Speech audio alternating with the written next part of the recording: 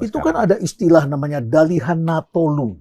Iya betul. Ya, itu apa, Ya. tiga tungku begitu ya? Tiga tungku. Tiga tungku. Jadi Ya. ada marga, Dengan tubuh. dungan tubuh. Ya, itu sesama Mungkin marga. bisa dijelaskan tiga tungku itu apa, Evorus? Ada tiga kelompok lah ini Ya. di orang Batak yang pada waktu tertentu dia harus memposisikan diri sebagai apa, Ya. dan dalam acara adat yang lain dia harus juga melihat posisinya apa di situ. Oh, berganti peranannya. Bisa berganti. Ya. Tiga tungku ini, tungku yang satu itu yang disebut dengan hula-hula.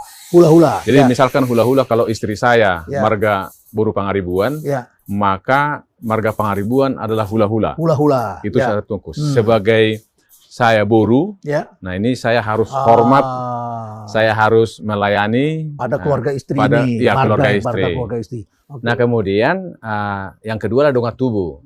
Donga tubuh ini semarga saya Ya. di Nambunan, dan kalau acara adat oke.